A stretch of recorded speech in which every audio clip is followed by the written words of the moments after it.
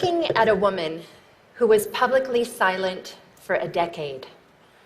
Obviously, that's changed, but only recently. It was several months ago that I gave my very first major public talk at the Forbes 30 Under 30 Summit. 1,500 brilliant people, all under the age of 30. That meant that in 1998, the oldest among the group were only 14, and the youngest just 4. I joked with them that some might only have heard of me from rap songs. Yes, I'm in rap songs. Almost 40 rap songs. But the night of my speech, a surprising thing happened. At the age of 41, I was hit on by a 27-year-old guy. I know, right? He was charming, and I was flattered, and I declined. You know what his unsuccessful pickup line was? He could make me feel 22 again.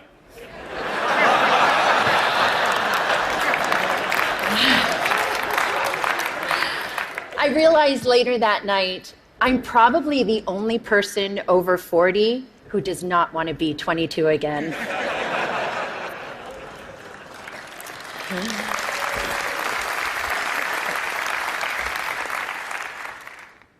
At the age of 22, I fell in love with my boss. And at the age of 24, I learned the devastating consequences. Can I see a show of hands of anyone here who didn't make a mistake or do something they regretted at 22? Yep, that's what I thought. So like me, at 22, a few of you may have also taken wrong turns and fallen in love with the wrong person, maybe even your boss. Unlike me, though, your boss probably wasn't the President of the United States of America. Of course, life is full of surprises. Not a day goes by that I'm not reminded of my mistake, and I regret that mistake deeply. In 1998, after having been swept up into an improbable romance, I was then swept up into the eye of a political, legal, and media maelstrom like we had never seen before. Remember, just a few years earlier, news was consumed from just 3 places: reading a newspaper or magazine, listening to the radio, or watching television. That was it. But that wasn't my fate. Instead, this scandal was brought to you by the digital revolution. That meant we could access all the information we wanted, when we wanted it, anytime, anywhere. And when the story broke in January 1998, it broke online. It was the first time the traditional news was usurped by the internet for a major news story. A click that reverberated around the world. What that meant for me personally was that overnight, I went from being a completely private figure to a publicly humiliated one worldwide. I was patient zero of losing a personal reputation on a global scale almost instantaneously. This rush to judgment enabled by technology led to mobs of virtual stone throwers. Granted, it was before social media, but people could still comment online, email stories, and of course, email cruel jokes. News sources plastered photos of me all over to sell newspapers, banner ads online, and to keep people tuned to the TV. Do you recall a particular image of me, say, wearing a beret? Now, I admit I made mistakes, especially wearing that beret. But the attention and judgment that I received, not the story, but that I personally received, was unprecedented. I was branded as a tramp, tart, slut, whore, bimbo, and of course, that woman. I was seen by many, but actually known by few. And I get it. It was easy to forget that that woman was dimensional, had a soul, and was once unbroken. When this happened to me 17 years ago, there was no name for it. Now we call it cyberbullying and online harassment. Today, I want to share some of my experience with you, talk about how that experience has helped shape my cultural observations, and how I hope my past experience can lead to a change that results in less suffering for others. In 1998, I lost my reputation and my dignity. I lost almost everything, and I almost lost my life. Let me paint a picture for you. It is September of 1998. I'm sitting in a windowless office room inside the office of the Independent Counsel, underneath humming fluorescent lights. I'm listening to the sound of my voice on surreptitiously taped phone calls that a supposed friend had made the year before. I'm here because I've been legally required to personally authenticate all 20 hours of taped conversation. For the past 8 months, the mysterious content of these tapes has hung like the sword of Damocles over my head. I mean, who can remember what they said a year ago? Scared and mortified, I listen. Listen as I prattle on about the flotsam and jetsam of the day. Listen as I confess my love for the president and, of course, my heartbreak. Listen to my sometimes catty, sometimes churlish, sometimes silly self being cruel, unforgiving, uncouth. Listen deeply, deeply ashamed to the worst version of myself, a self I don't even recognize. A few days later, the Starr Report is released to Congress, and all of those tapes and transcripts, those stolen words, form a part of it. That people can read the transcripts is horrific enough. But a few weeks later, the audio tapes are aired on TV and significant portions made available online. The public humiliation was excruciating. Life was almost unbearable. This was not something that happened with regularity back then in 1998. And by this, I mean the stealing of people's private words, actions, conversations, or photos, and then making them public. Public without consent, public without context, and public without compassion. Fast forward 12 years to 2010, and now social media has been born. The landscape has sadly become much more populated with instances like mine, whether or not someone actually made a mistake, and now it's for both public and private people. The consequences for some have become dire, very dire.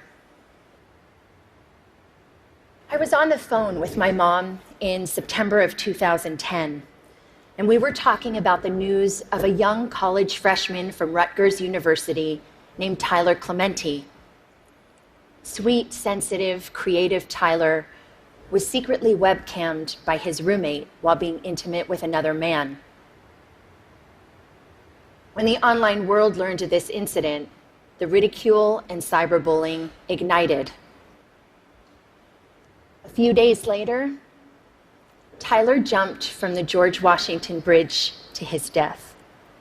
He was 18. My mom was beside herself about what happened to Tyler and his family, and she was gutted with pain in a way that I just couldn't quite understand. And then eventually I realized she was reliving 1998, reliving a time when she sat by my bed every night. Reliving a time when she made me shower with the bathroom door open. And reliving a time when both of my parents feared that I would be humiliated to death, literally. Today, too many parents haven't had the chance to step in and rescue their loved ones. Too many have learned of their child's suffering and humiliation after it was too late.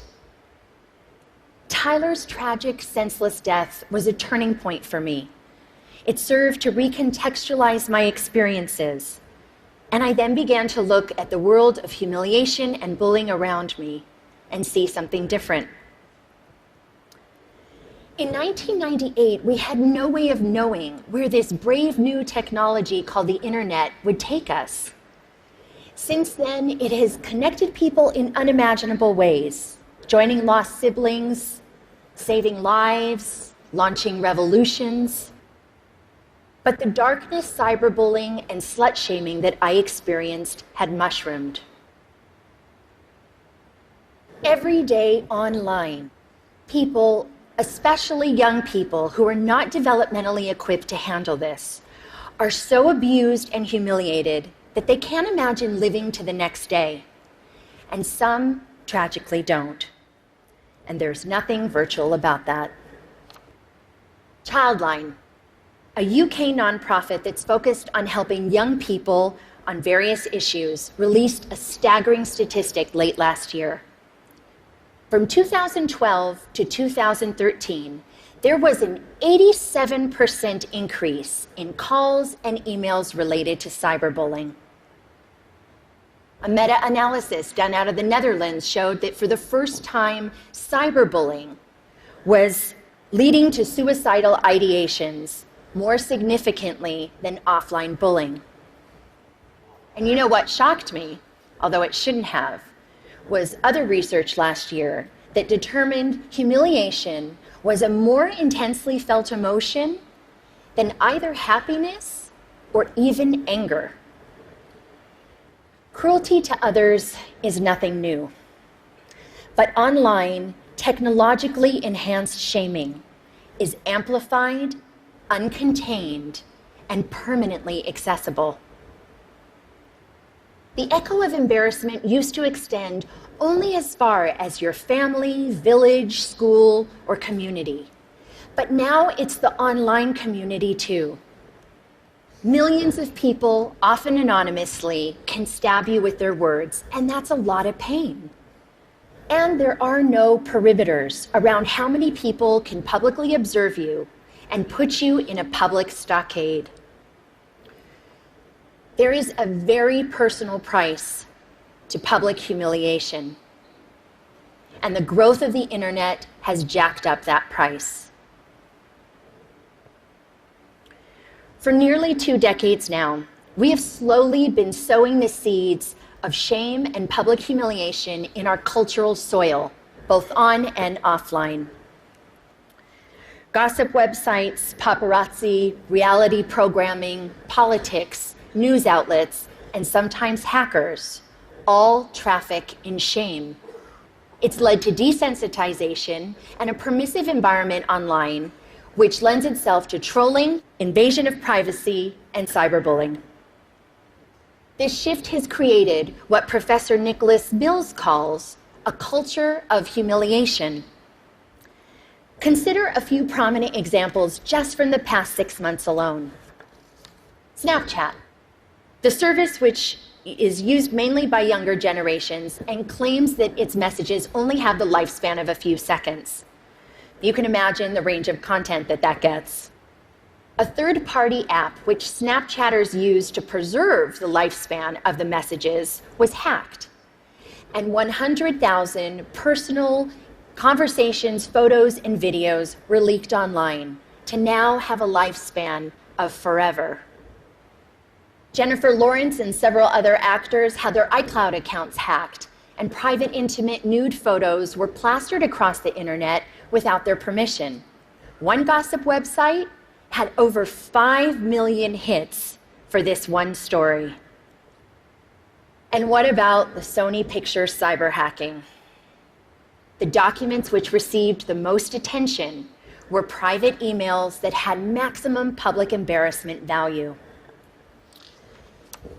But in this culture of humiliation, there is another kind of price tag attached to public shaming. The price does not measure the cost to the victim, which Tyler and too many others, notably women, minorities, and members of the LGBTQ community have paid, but the price measures the profit of those who prey on them. This invasion of others is a raw material, efficiently and ruthlessly mined, packaged, and sold at a profit. A marketplace has emerged where public humiliation is a commodity and shame is an industry. How is the money made? Clicks. The more shame, the more clicks. The more clicks, the more advertising dollars. We're in a dangerous cycle. The more we click on this kind of gossip, the more numb we get to the human lives behind it. And the more numb we get, the more we click. All the while, someone is making money off of the back of someone else's suffering. With every click, we make a choice.